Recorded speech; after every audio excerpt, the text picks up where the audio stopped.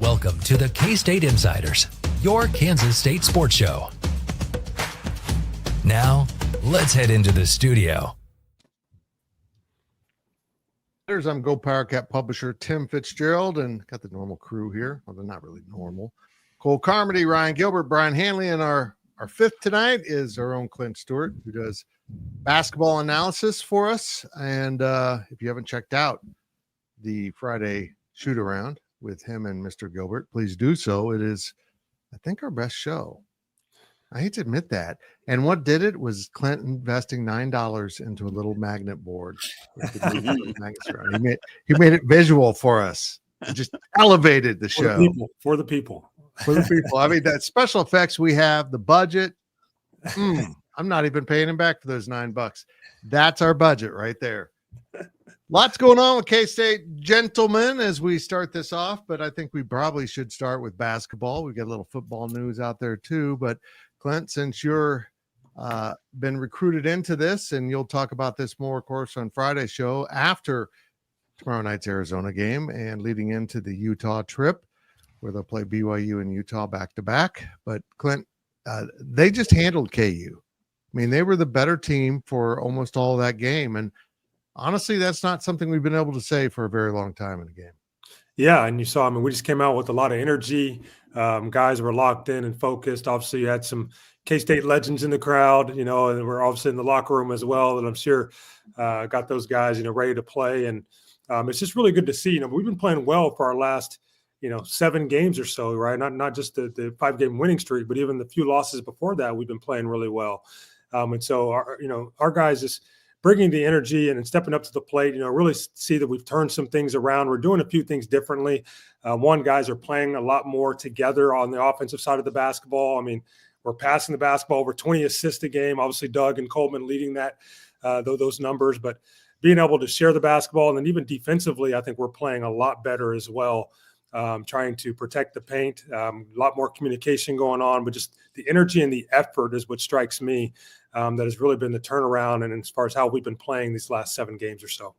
Big B, I said in my daily delivery after that game, Doug McDaniel had 11 assists. Coleman Hawkins had 6 assists. They both scored in double figures, and they had 17 combined assists. When your 2 best players are doing that, you're going to beat a lot of teams. Yep. I mean, I've said it a couple of different times, and I'm going to keep saying it as long as it holds true. Your best players just have to play like the best players, and they're doing it. Don't get me wrong, David Gasson, gee, many Christmas. We will get into that, I'm sure, on how well he's playing. But when your best players are setting up guys like that, it's so much easier. And Clent, I'm sure, can speak to this. It's so much easier for everybody else to play off of your 2 best guys because they're going to command some attention. And when they do, and you're able to play off of that and just get shots just seem easier to make when you're getting set up in good positions to make them because they're commanding, attention, or they're playmaking to get you free. The guys are playing phenomenal basketball. Like I said, we needed them to do that. They can't be passive. They can't let the game come to them per se. They have to kind of attack some things. I'm not saying force anything, but they can't be role players. And so much early on in the season, they were playing like role players. And look, when your most talented guys can't play like role players, they got to play like stars. And they're doing that. It's a different team. Literally. I mean, they are playing like a totally different basketball team. A lot of that is confidence, but I love it. I love to see the transformation that these guys have made. I don't even think that it's a bunch of X's and O's either. It's more of, hey, guys, we need you to play like this. Let's simplify some things and let you play like this, this, and this, and and that's what they're doing, and they're winning basketball games. I love it. I absolutely love it.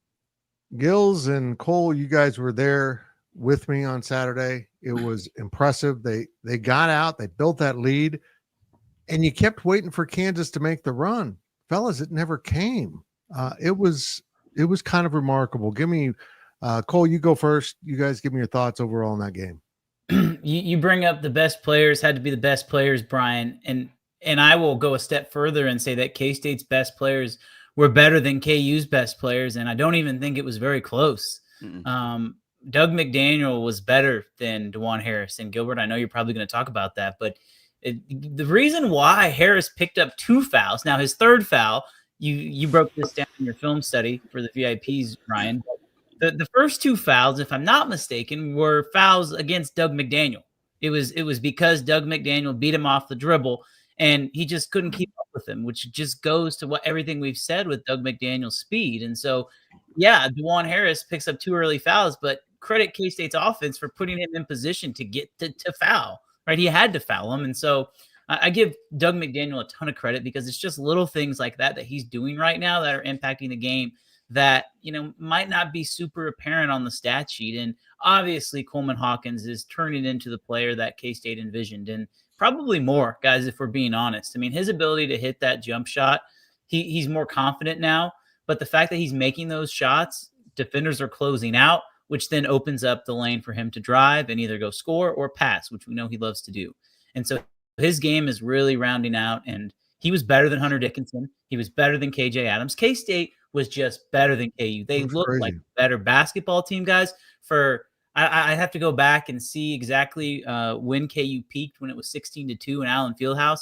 But ever since that moment that it was 16-2, K-State has looked like the better basketball team, and it shows because from that moment on, guys, they've won those however many minutes by 18 points, and it's pretty remarkable. Yep. Gills? Yeah. Cole, you mentioned the film study, and like that was one of the more difficult film studies I've ever done because Fitz, you guys talk about K-State from start to finish, controlled KU in this game. And, all throughout the winning streak, it's been, hey, this guy's stepping up, this guy's making plays, this guy's making shots. And that remained the case. I've already outlined everything there is to outline. It's as simple as K-State's playing some pretty dang good basketball right now. And yeah, Cole, you mentioned, I think DeJuan Harris picking up a couple, 3 fouls early in the first half was key. But, I'll admit that, even if he is on the court for 40 minutes, right, K-State still probably wins that game. And, you cut off the head of the snake. Like that's kind of the term that's been used, that's been thrown around as of late. When you've got Doug being that guy and you cut off DeJuan Harris, right, you're going to win a lot of games. And, I mentioned 40 minutes for Harris, right? The one thing these starters, they got to be tired, right? I just was, playing basketball at the rec this evening, and I'm exhausted. I can't imagine these guys. These starters are warriors. They're especially David Gasson. You mentioned him and your DD fit, that he's just a warrior. And, all 5 starters have really stepped it up, and, their bodies, I'm sure, are taking a beating, but it's nice to have a Moby and CJ kind of coming in off the bench. And, I know your guy, Clint David Castillo, can try to get going here, moving forward. And we'll see if Ugo's healthy in this game on Tuesday. But the starting 5, man, just can't say enough about those guys. Glenn, I think a big reason I felt like K-State controlled this so well was, and this might anger KU fans, or they might agree with this, there's no one that scares the hell out of you on KU. There's not that sniper that can just light you up from outside, or the guy that can beat you on the dribble and always finish at the rim, or the guy that can jump so high that you simply can't out-rebound him and he keeps getting offensive stickbacks. There's none of that on this KU team. Honestly, Clint, I don't think it's that good a team. I think Bill Self is that good a coach. But and if an old fart like me can see that, I would imagine teams going up against them are kind of feeling that too. They don't feel that constant pressure that every mistake is going to cost us, because it doesn't. Well, yeah, and it's definitely not, one of the most talented KU teams that we've seen them have with, some of the guys they've had in the past. Bill Self does an incredible job of getting those guys to play hard, defend really well. He kind of mentioned that he obviously couldn't stop K-State, but, he always does a good job of getting those guys to play the way that he wants them to play, which is why they're always good year in and year out, right? They might not be great, but they're always good year in and year out. But I think, what you saw from our side and what you're starting to see with K-State is, Coleman Hawkins, he's a guy that early on took a lot of heat, right? And took a lot of heat because when he came in, we expected something of him, not understanding that his best game is how he's playing now. It's not necessarily him going out and being the leading scorer and scoring 20, 25 points a game. It's him doing everything well, whether that's scoring, passing, defending, getting blocks, just kind of being the glue for our team. I mean, this game you have Gasson with 20, you have Doug obviously going off. And I think what we saw early on is those other guys really weren't doing much. And so there's so much pressure on Hawkins to, hey, you're the guy. We need you to go be a AP All-American. And that he's not that. He's a guy that give me 10, give me 15, give me 6 or 7 assists, give me 6 or 7 rebounds, right? Give me 4 blocks. And like, that's his game. So I think you're seeing on our side is finally other guys are stepping up, which is allowing Hawkins to have a lot less pressure on him as far as being the only go-to player, which even excels his game on the offensive side. And that's what you saw against KU, you know? And so when you have him playing that way, you have a KU team that you might say, you know, might be in a down year, if you want to call it that.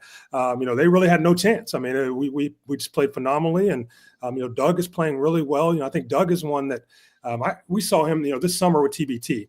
And we were talking about, we obviously scrimmaged against the K-State team, and Coleman Hawkins was hurt during this time. And, you know, we came out of that last summer and it's like, Doug is our best player. I mean, that's you know, Hawkins wasn't playing obviously during the summertime, and Gasson was still gone overseas. And it was, we knew from that moment, for us to be good, Doug, the ball has to flow through Doug, and he has to play really, really well. And what we've seen over these last few games, he's been playing really, really well from the point guard position. And anything about Coach Tang, Coach Tang loves guards. I mean, from his Baylor system, they had guards, and he likes to let those guards go. But there is still some structure, right? And there's some give and take, and he wants them to play, you know, a certain way, not just offensively, but defensively, and have some fire about them, right? And so I think what we're seeing from Doug is he's finally buying into how Coach Tang wants him to play, and also Coach Tang is also allowing him to have some of those nonchalant turnovers that he's going to have, right, and play through those, because you have to work through some of the stuff that he does to allow him to still be able to excel and play the best basketball that he can play. Otherwise, what you see is he'll start deferring and kind of shutting down like he did early on in the season where he wasn't playing very well. So I think it goes twofold with our team. Hawkins is playing his game right now. I think Doug is playing the best basketball he's been playing, but also I see Coach Tang has said, you know what, Doug, I'm going to release some of these reins and let you just play your game. And that's been great for us. It's really worked. And Big B, you brought him up. David Gasson is, I admire him so much. He plays so hard. He goes 100%. And I think it finally has started to feed the rest of the team. I think the team's now seeing how well bought in he is, how much effort he is, and people are matching it, what they weren't doing earlier in the season. But holy crap, was David Gasson good against Kansas?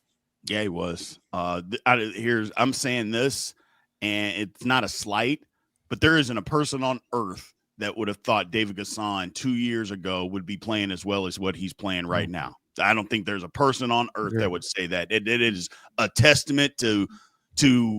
I mean, I'll give the coaching staff some gumption here and give them a little credit, but I'm going to give the majority of the credit to him for how hard he plays and how hard he has worked to be the basketball player that he is now, because he's doing things a lot.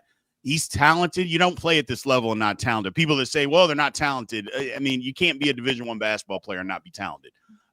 There's levels to it, but his effort and what he gets out of every single possession, Fitz. It's not every single game. It's possession by possession. And what he gives this basketball team is just incredible. And you're right. It's infectious, because it's one thing to be a guy that gives all this energy, but nothing ever comes of it. That they're not, they give all this energy and they give all this effort and they end up with 2 rebounds and 3 points and yada, yada. Okay, great. You're the effort guy. It's another thing to be the guy that gives all this effort and you're out there getting 20 points, 10 rebounds, blocking 3 shots, that the other team is like, we can't do anything with this guy. That's what he's given to K-State right now, and it's given them a level of, I mean, I know that Gil's talked about it as far as minutes. It's troubling that they're playing this many minutes, but it is what it is, man. This is it.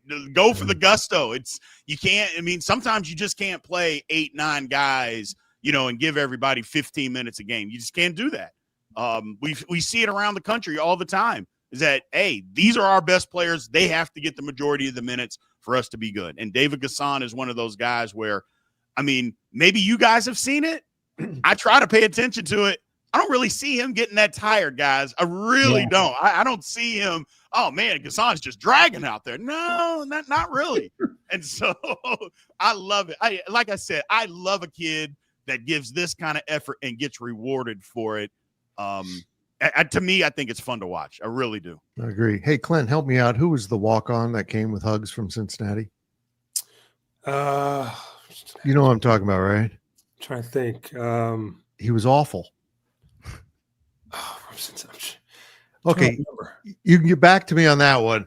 Yeah, I'll check. So that year, I know because Jason Bennett came in, so Chris Merriweather came in with Bennett as a walk-on. Ryan Patswell? Pats. Oh man, yeah, I don't know how I pulled that out all of a sudden. Yes, Patswell. Yeah. You can have no talent and play Division I basketball. Ryan Patswell proved it. Patswell, that's my guy. Now you said that's my guy. Oh, Cole. Coleman Hawkins. Coleman Hawkins, Cole, might be the best all-around college basketball player I've seen in a while. Not the best player. Don't get me wrong. He's not the best scorer, best rebounder, best defender, but he does it all well. And starting with, he's an elite passer. But now he's defending. He's distributing. He's scoring. Man, when he definitively takes a three-point shot, it's going in most of the time. And I don't care if it's 27 feet. He's just that kind of player. But boy, he does a little bit of everything. And when he does a little bit of everything, K-State gets really good. And he's got swag. Like, I think that sometimes early in the season, like I was at the LSU game and there was a little scuffle between him and Cam Carter. And I think that maybe rubbed some people the wrong way. And he said some things, but he wants to win so bad. Mm-hmm. And he is a leader. Like I see him, I hear the things that he says, I see what he does on the court. He is another coach on the court. He is an extremely knowledgeable player. He is a leader, and he wears his emotions on his sleeve. Like K-State really hasn't had a player like that in a while, where I'm sure other teams and other fan bases cannot stand Coleman Hawkins, right? He's running up and down the court. He's making an and one, and he's jawing at the other team, but he wants to win, and it's not about him. I think that's what is so unique about Coleman Hawkins is he is such a team player. He could care less if he scores 5 points. If he has 12 assists and K-State wins the game, that's what he wants. And I've really grown to appreciate his game. I've grown to appreciate him. That photo of him and Michael Beasley giving each other a high five at a timeout after a back and forth. KU had to call timeout, and Coleman Hawkins went over to Barry Brown and Michael Beasley. Like that is indicative of the kind of guy that he is, because he recognizes how much those guys meant to the program. I think all of these guys are starting to realize the opportunity that they have in front of them, and they're starting to realize what it means to play basketball at Kansas State. And Coleman Hawkins has figured it out, and I think all the other guys have too. I agree. Moving on to another player, Gills, your guy, Brendan Hasen,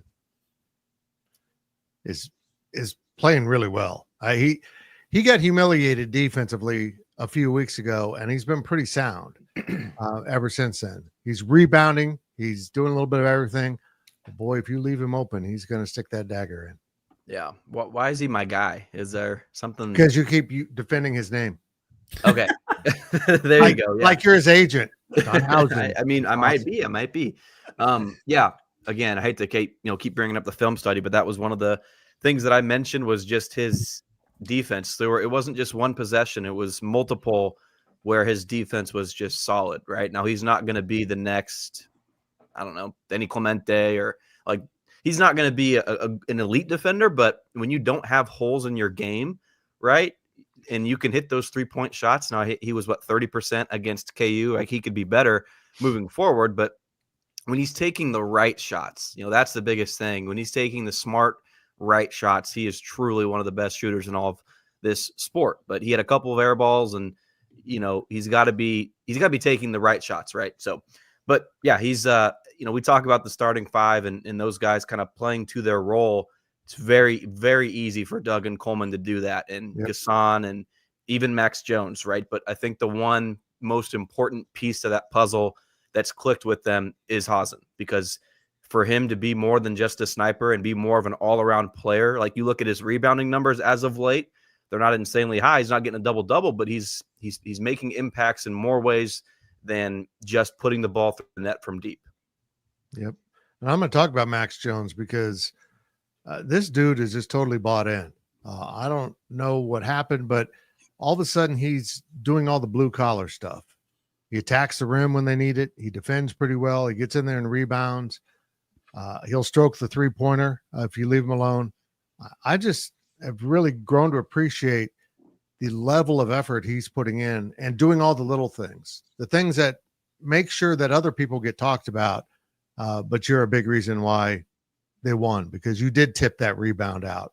He does that pretty well. So I think the starting five is really rounded into something. And, now that CJ's coming off the bench, Moby's been really good. And I know David Castillo will have his role. He'll come up and be important in another game. Maybe Doug gets into foul trouble. But Clint, Cole said something there about Coleman Hawkins that I think applies to the whole group. I think they've now come to realize that they've faced a lot of hostility earlier in the year for how they were playing. And it wasn't just that they were losing. It was literally how they were playing. It wasn't with much harder effort to the fans. That's the way it looked.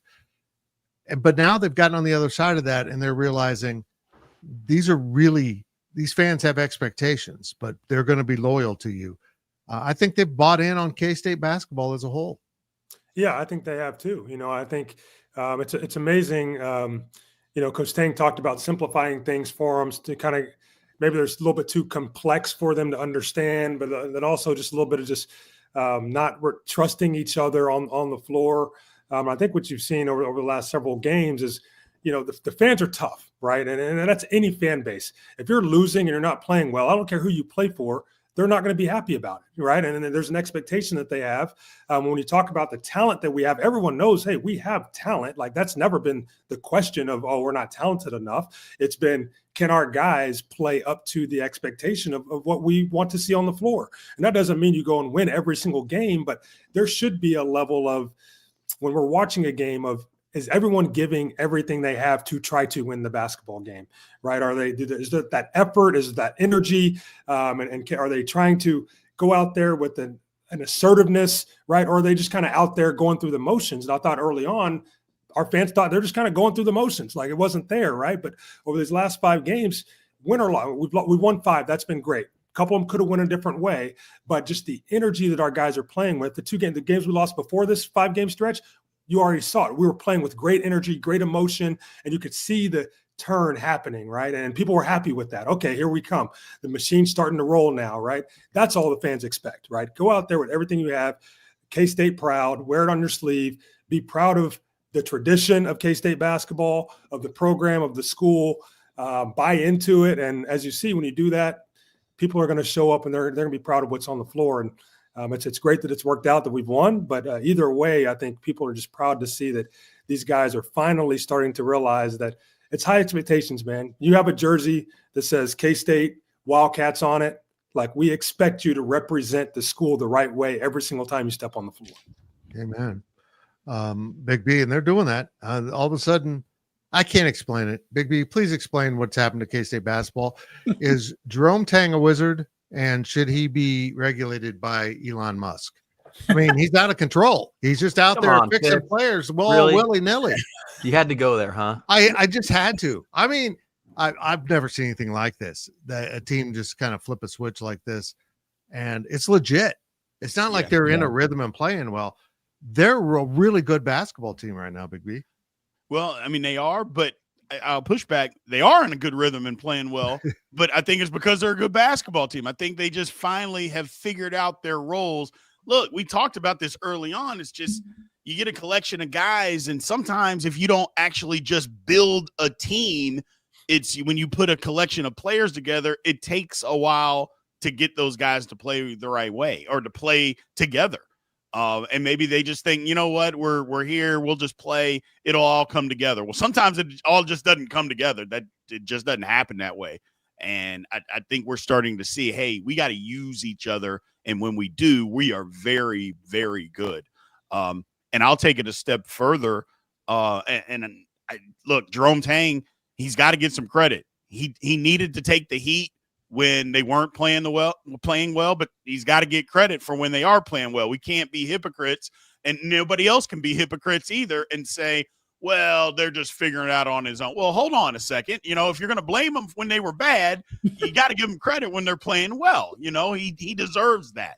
But I will say this.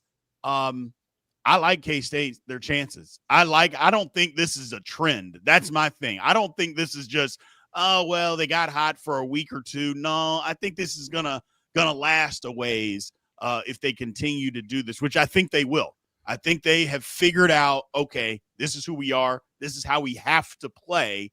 And if we do this, we're going to be fine. When we deviate from it at all, we don't win basketball games. Now, it's a thin line, and I get that. But you know what? It's the way college basketball is right now. And there's some teams that are super, super talented. But look at a team like Arkansas.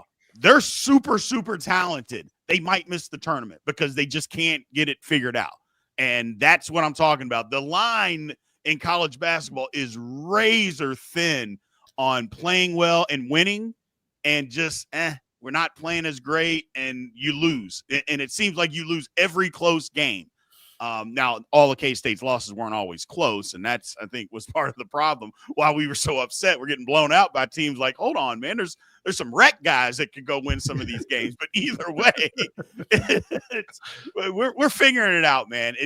They're just playing good basketball, and like I said, you got to give everybody credit that's involved because they figured out this is how we need to play. When we deviate from that a little bit, even during the game, when we deviate from it, a team goes on a run. It's like, nope, we got to stop. We got to get back to how we were playing and continue to play that way, and then things turn around. That was one of the things I saw at Arizona State. I thought, man, they're going to let this one get away because they're not doing the things that got them the lead. They stopped playing that way, but they were able to get by. Okay, great. Against Kansas, they didn't. They didn't deviate from that, and they literally handled Kansas. I mean, it's incredible. Big one coming up, but yeah, it was just, I love how they're playing right now. Oh, it's a fun brand. And Cole and Gills, you two were there with me at Bramlage Coliseum. One of the visions I have, one of the pictures in my head is, I don't know if it's the under 8 or under 12 of the second half timeout, when K-State had been in an absolute feeding frenzy, and the timeout comes and they had to basically pick Doug McDaniel up off the court to take him to the huddle because he was so exhausted. They weren't even coming anywhere close of expending that kind of energy earlier in the year. And now Big B's right. When they get into that frenzy of defense turning into offense and attacking the rim on that end, and then coming back and getting a turnover, a defensive rebound, and attacking, this is a really good team and a brand of basketball that is a lot of fun to watch. And they were fun on Saturday afternoon. And they were the better team, but that brand of basketball has got to stay in place. Big B's right. They stopped doing that. They're average. They understand. I feel like they figured it out. You know how like sometimes we all go through things in life and we have to fail before we figure it out. And for some teams, it happens in the preseason, right? They go through practice and they figure out, oh, we can't play like this and be good. For some teams, it happens after 5 games. Well, unfortunately for K-State, it happened after 18 games. And they were at 7-11 before they figured out, okay, we can't continue to go down this road or else, something bad's going to happen. And I shouldn't say 18. It was probably more like 15. After that game to Houston, they got blown out. It really felt like, okay, it's either we have to change something or it's going to be like this the rest of the year. And I don't think anybody in that locker room wanted it to be like that the rest of the year. And that's a credit to Coach Tang and his staff for instilling that belief in those guys that they can turn it around. But you're right. The way that they play the game is so fun to watch, and it frustrated the hell out of Bill Self. You could just tell being at the game, he's standing on the sideline. He had no answers. Like there was literally nothing KU could do to slow down K-State. And did KU play the best defense? No. But you have to give credit to K-State's offense because they had a game plan. And I think part of it was try and make Hunter Dickinson move in the paint, which he obviously didn't do. And K-State took full advantage of that. And they found KU's deficiencies, and they attacked them. They're going to do the same thing with Arizona. And Brian, you are exactly right. If they keep playing this way, there's no reason why they can't win. whoever they can't. There's no reason they can't beat any team that they play against because they are playing with an intense amount of energy. And let's just be honest, the skill level is higher than it was earlier in the season. They figured it out, and they're starting to play as a team. And the wins are going to continue to pile up.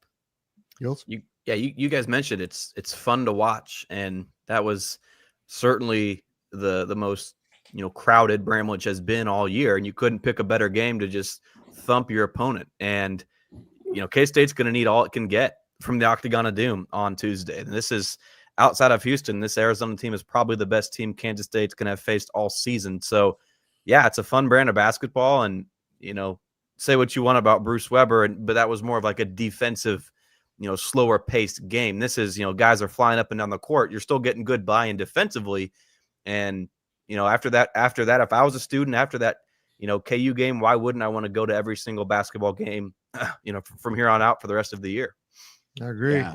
I'm just throw this in there. The Arizona game, in my opinion, and you guys can chime in, I think it's the biggest game of the year. Yep. I think it's bigger than the KU game. I know that maybe K-State fans don't want to hear that because it's KU, but first of all, Arizona's better than they are. And there's no ifs, ands, or buts about it. Arizona's better than KU. I know they're our rival, but when look, the way we played against KU, I'm not saying our programs are equal, but KU's not better than us. They're not a better basketball team than us.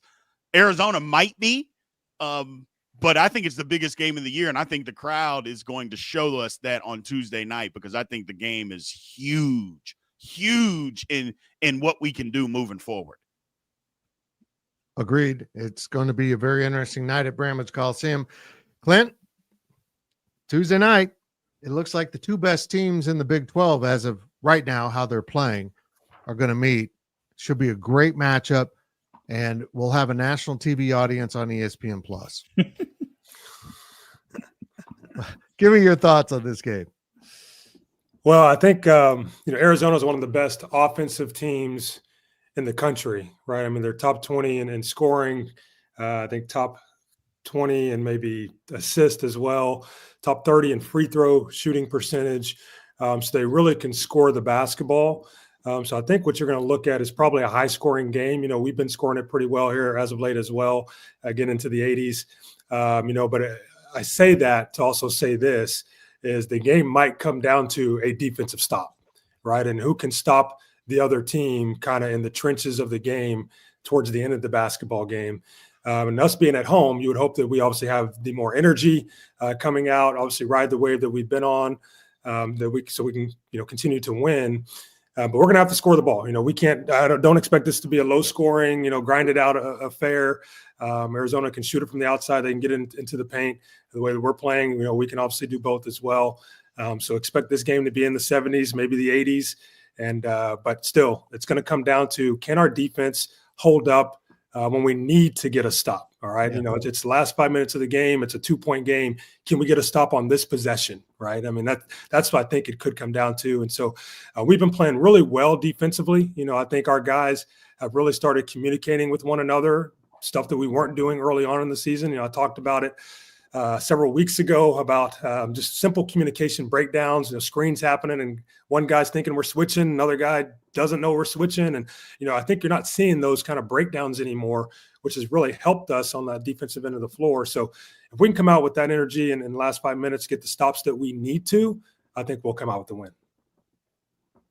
Gills, it's a huge game. And we said at the start of this kind of breakthrough they've made that they can probably lose 2 games and be on the bubble here before they go to Kansas City. 3 if you include Kansas City, unless they win it. Naturally, they're in at that point. But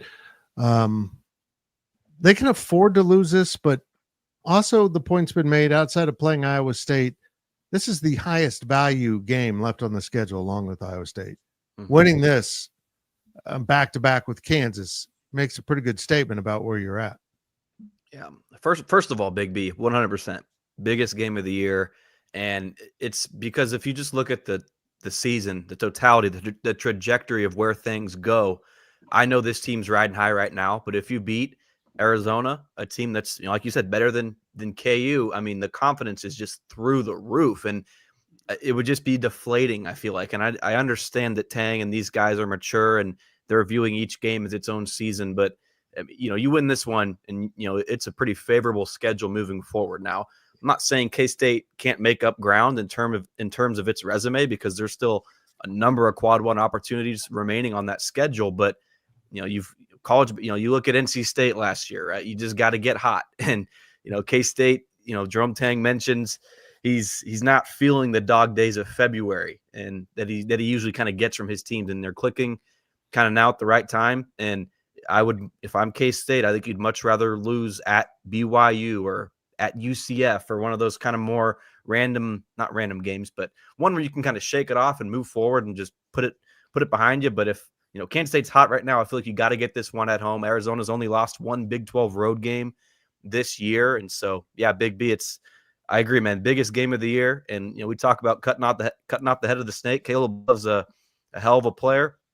Got to stop him, but I wrote about this. It was seven different players average at least 8 points. So it's a very balanced attack, not only with Love, but they're going to have their hands full. Number one in the Big 12 in points per game, and I think Clint, you mentioned some other stats, but also rebounding is number one in the Big 12 as well for Arizona. So it's a darn good team. And after beating KU, I think I mentioned this in the post-game talk, you got some mature words from Kansas State about, this is just one win, and there's a long way to go when you look at the rest of the season.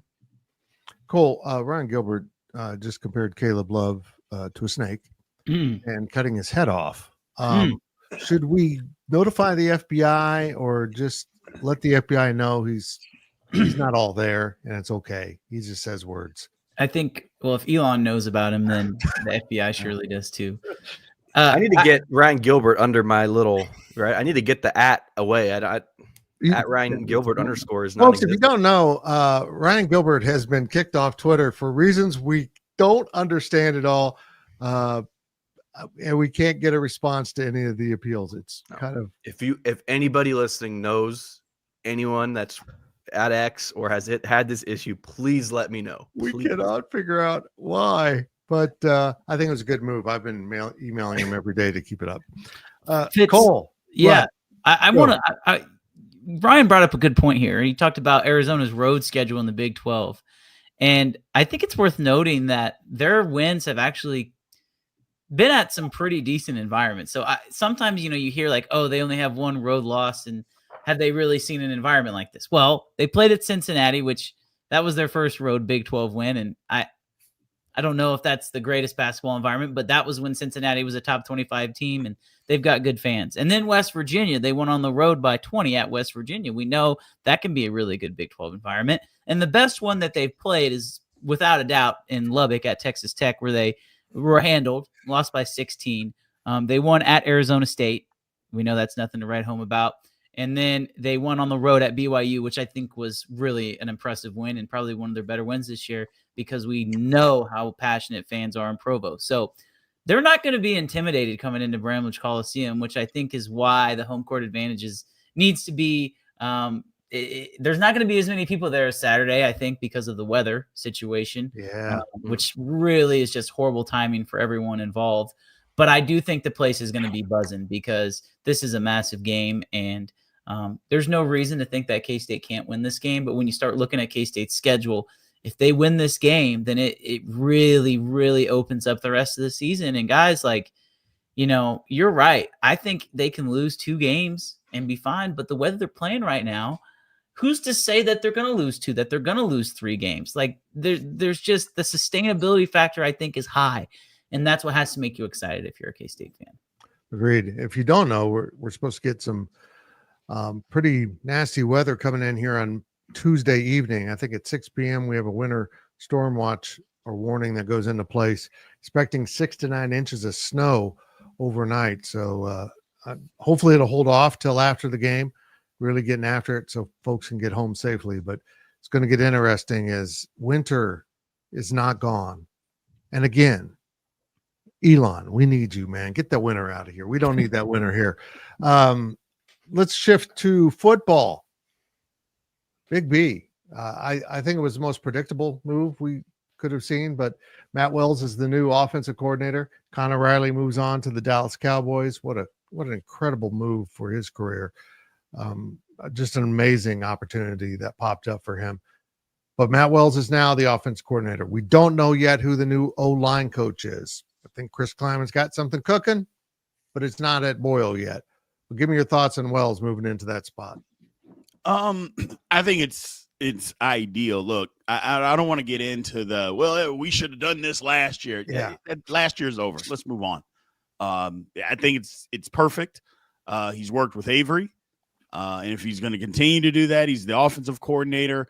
I feel like things are going to be a little bit different because he's going to call a different game than Connor Riley. There's going to be a different plan moving forward. Doesn't mean we're not going to try to run the ball. Doesn't mean that at all. It just means we're going to try to do it a different way, which I think is what a lot of people were asking for. And not talking about running triple options and stuff. Just there's plenty of different ways that you can run the football, how you can block it, the formation groups. I think we're going to see a lot more just different stuff. And that's a good thing. It's a good thing to be different and be, multifaceted and have a lot of different avenues on how you can do things. I also think we're going to throw the ball down the field more and just do more. The offense is just going to be different. Whether it's better or not, we'll see. But I also feel like it's going to take advantage of the strengths of the players that we currently have. And maybe we're going to put in a system that fits them versus trying to force our players into a system. Now, Right. If you want to say that's criticism, fine, I'll take it. But I think we're going to see that a little bit more of us adapting to what our players do best versus trying to make the players adapt to a system that maybe they don't do best. And I think that's better for everybody in the long run. So I love the hire. I agree. Clint, we've been talking about basketball, and Jerome Tang and Doug McDaniel butted heads a lot. They weren't on the same page, and now they are. And now they're speaking very highly of each other, and they seem to have this bond growing. On the football side, you've got Avery Johnson. His position coach is Matt Wells. And I feel like when you have a coach-player relationship like we're talking about here, and those two are pretty close, that it can really benefit the player. They can, and we've seen it with Doug, and I think we might see it with Avery next season.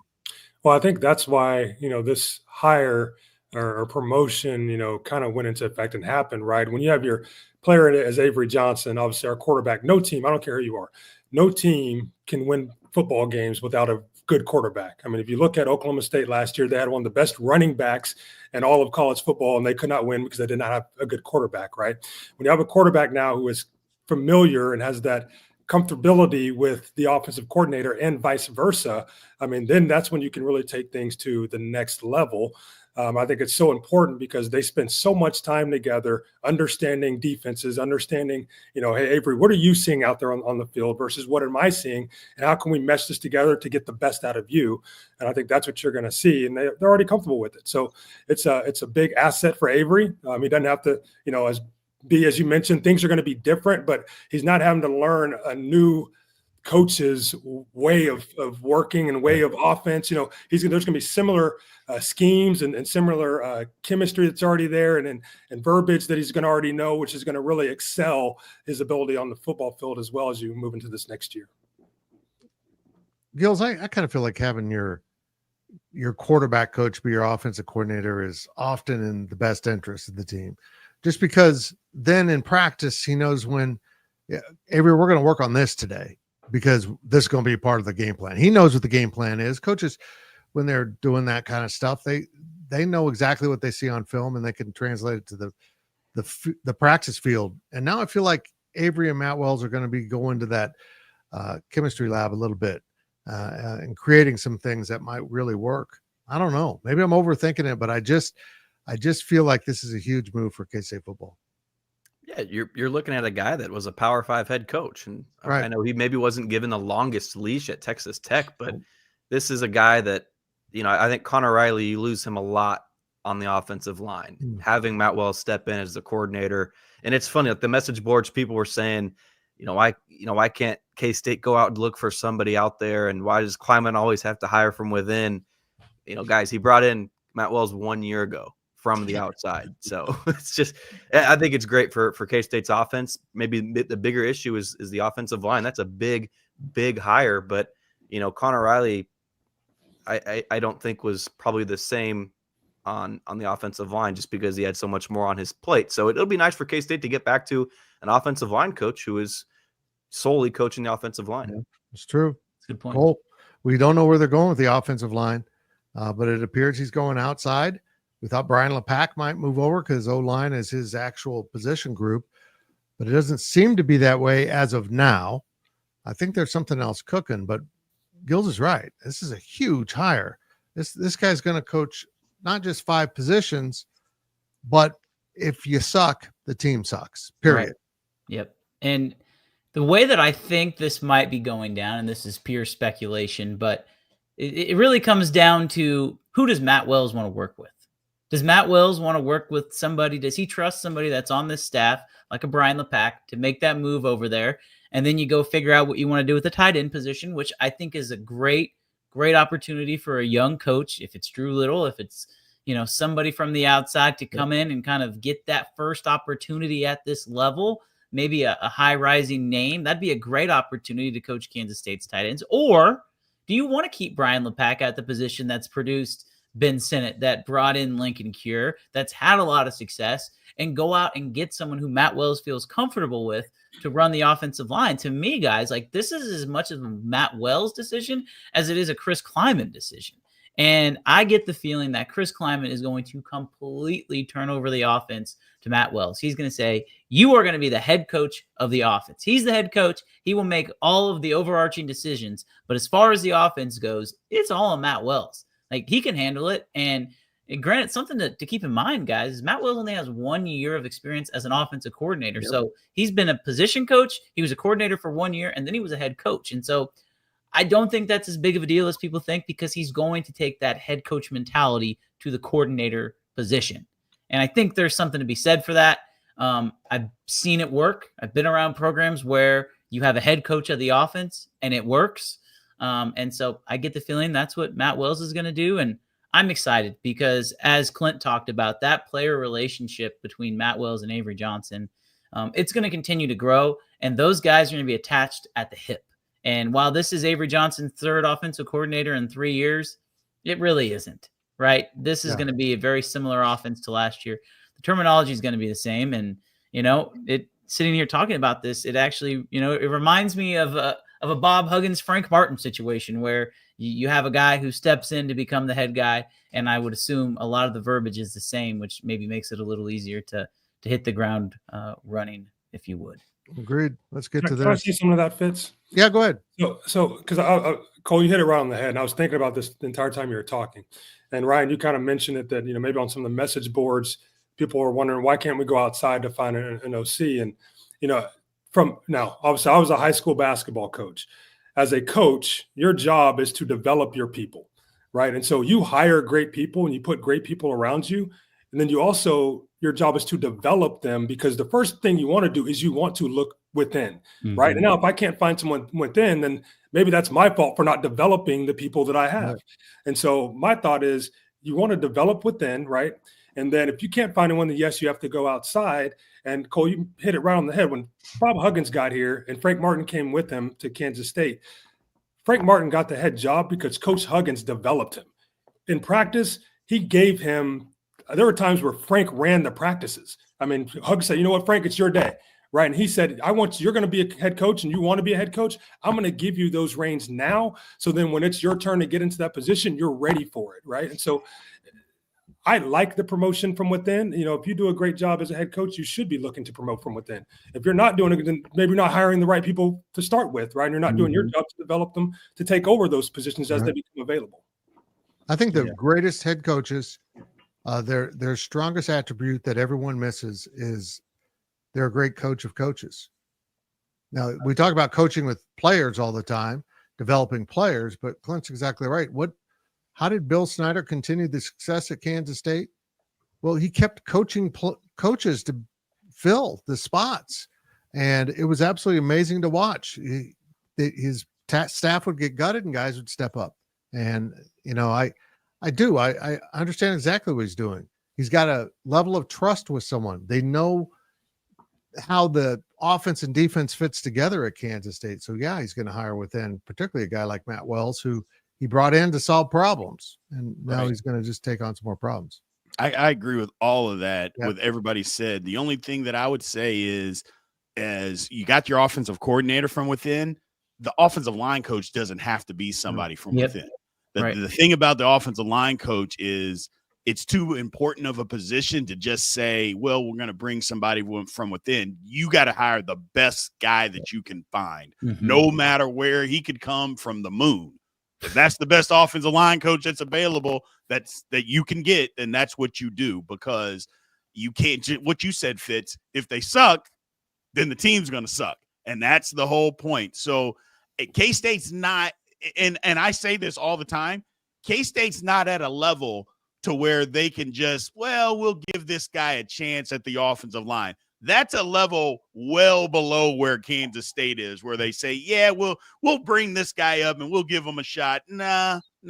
Kansas State's higher than that. I'm not saying anybody's saying that. I'm just saying Kansas State we're at a level to where we got to hire the best guy, because we're one of the big boys, and that's what the big boys do. They go and hire the best. For instance, somebody came and took our guy, so why can't we get somebody else's? That's the thing that we have to realize. And it wasn't another college who came and got our guy.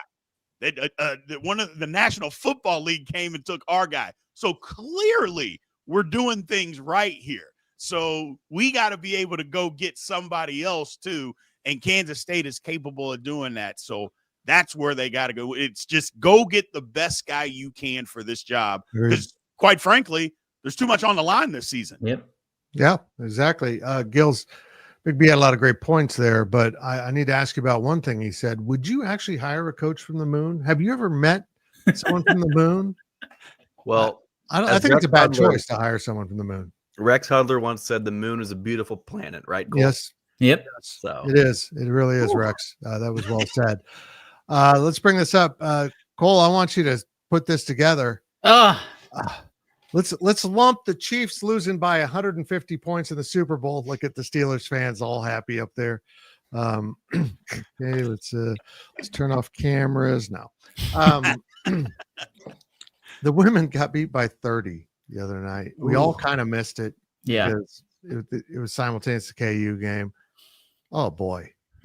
And I guess what I want to say about both of them is that happens. Yeah. Some nights you just get run off the field or court, and there's no way to explain it. It's kind of like what happened to K-State football at BYU. Everything went BYU's way, and you got torched. I'm not familiar with what happened in the women's game, and honestly, I don't want to go back and look, but it just was one of those nights. They were down 22-7 at the start of the game, and it just got worse. That was kind of the point. Again, first of all, the Big 12 has to fix these scheduling problems where the men's team and the women's team play at the same time. I don't understand that. I think you're hurting your product, because the same people that watch women's basketball are going to watch men's basketball. Agreed. And for the most part, vice versa. So yeah, I didn't understand that, but it was probably a good thing that K-State fans weren't watching, because it was just ugly. When you get down by that many points, it's almost impossible to come back. And I could be talking about the Chiefs, or I could be talking about women. All works. Both scenarios are true. So yeah, I think the women are going to be able to rebound. Again, it's just kind of one of those things where it happens, right? It's one of those games. They still control their own destiny for a Big 12 championship, and that was their toughest road game, minus they got to go to West Virginia here coming up pretty soon. But we did find out that Ioka Lee is going to be back for the Kansas game, according to Jeff Mitty. So I have to look at the calendar. I want to say that's the end of February. So it's coming up here pretty soon. So they're going to get their relief soon. I choose to think that K-State is more like the team that beat TCU than the team that lost to Oklahoma State. Agreed. I think it was just maybe a letdown after a great performance, but they will bounce back. Kansas State and Arizona play 7:00 on Tuesday night. The game is on ESPN Plus. So, what? I don't even know what to say. That's just so disappointing. I wish they could adjust as the season goes. This was designated before the season even started, and here we are. Fitz, can I tell you this so you can get frustrated before we end the show? So Big Monday is tonight, and it's Baylor and it's Houston. Right. an absolutely outstanding basketball game. But ESPN is kicking that game off of its main channel and putting the end of the game on ESPNU because they are showing the start of the Lakers and Utah Jazz game. And so I can got just to be over. take that information and go ahead. It's got to be over, Big 12. You just got to move on from ESPN at the next negotiations, and you got a long ways to go with them, so you can't piss them off now. Guys, well, hold on. Let me point this out. We will have the Friday shoot around before Gills goes off to Utah and meets the woman of his dream, or women, I don't know, and covers a couple basketball games. And we'll have a podcast tomorrow. No, excuse me, wrong night. Getting very confused here. Wednesday, we'll do a podcast about the basketball game. Got a lot of stuff coming up, but let's finish the show up with this. Clent, does Kansas State beat Arizona? Yes, I think we do. I think the way we're playing right now, guys are all on the same page. I think it's going to be a close game. I think Arizona is going to come in and score a lot of points, but they give up a lot of points as well. And so I think it's going to be a high-scoring affair, and then we're going to get the W. Okay. Big B. I follow that same sentiment. K-State's got to be physical. Mm-hmm. Arizona's a physical basketball team, but if you can out-rebound them, like Clent said, they're going to score a lot of points, but they give up just as much as they score. And if we're the more physical team by rebounding and we can get into them a little bit on the defensive end, I think K-State wins. I do. Playing too good right now to doubt them. That's my thing. They're playing too good. Agreed. Cole? I think it's going to be another trademark armadillo assassin game. He was off a little bit, but he's going to be back on his marks. There's going to be a few armadillos that are laying in the middle of Bramlage Coliseum because, again, he's playing Arizona where armadillos are obviously native to. So Brendan Hawson and the armadillo assassin helps K-State to victory. Very interesting point there by Cole. Gills, you're going to be relieved to know I refuse to bet on this game because whatever I bet is wrong. I lost money on the Chiefs. So now that I'm not betting in any way on this game, does that increase Kansas State's chances? Well, I'm going to be devil's advocate here, and the prediction piece that I read up earlier today is going to go up Tuesday morning, but I had Arizona, and Houston was the best team that Kansas State has played all season, lost by 30 points at home. And I think you're looking at the second best team on the schedule, and you're going to need a lot of it. And don't get me wrong, Kansas State's been hot, playing a lot better since that kind of rock bottom loss to Houston. But so is Arizona. Arizona's lost one game since mid-December, I believe, Yep. And so they're hot too. Arizona had a pretty bad start to the year as well. They were below 500, I think, 9 games through or something like that. So they had their slow start too. They snapped out of it just a lot quicker, obviously, than Kansas State. So, KU, you can beat KU, and that's great. And usually when you beat KU, that means you can beat anybody in the Big 12. But I've got to go with the away team here. And, Arizona's a step up from KU. Yep, I agree. It's going to be The an only thing I interesting would game. disagree with, I think K-State played Tech well, and Tech's as good as Arizona. There's no issue. There's no ifs, ands, or buts about that. Tech is just as good as Arizona, and K-State played them to 4. So and could have won. They just couldn't score a basket. What was it, like the last 4 minutes? They couldn't make a basket. Same thing that happened at TCU, for crying out loud. But that's why I give them a chance. That's the reason I give them a chance, because on the Big 12 Insiders, I watch them all. Tech is every bit as good as Arizona, and K-State was right with them until the end of the game. So Agreed. That's why I give them a chance. Fair enough. It'll be interesting. K-State, Arizona, Tuesday night at the Octagon of Doom. Win or lose, we'll be back on Wednesday to recap it. We'll give you all the coverage of GoPowercat. All the preview coverage is going up right now and into Tuesday. We appreciate you watching the Insiders. Thank you for watching the K-State Insiders. This has been a GoPowercat.com and Spirit Street production.